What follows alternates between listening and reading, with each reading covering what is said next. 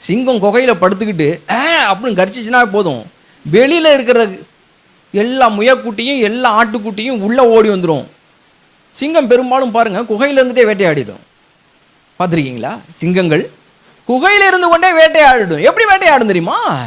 அது வேட்டையாடும் பொழுது பெரும்பாலும் அழகாக சொல்கிறாங்க, சூப்பராக சொல்கிறாங்க. என்ன சொல்கிறாங்கன்னா, அது குகையில் இருந்துக்கிட்டு ஒரு கர்ச்சனை போட்டுச்சுனாவே போதுமா, அந்த கர்ச்சனையில் பயந்து ஜீவராசிகள் ஒளியறதுக்கு அந்த கேவுக்குள்ளே வந்துருமா. யாரு கேவுக்குள்ள? சிங்க கெபிக்குள்ளே வந்துருமா. அது படுத்த இடத்துல எடுத்து சாப்பிட்ருமா. அதனால தாங்க செய்திருக்காரு அதை மென்ஷன் பண்ணி சொல்றாரு, சிங்க குட்டிகள் தாட்சின்னு எதுக்கு சொல்றாரு?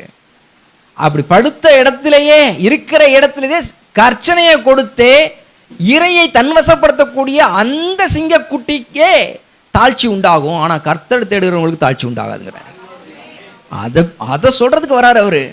கர்த்தரை தேடுகிறவர்களுக்கும் ஒரு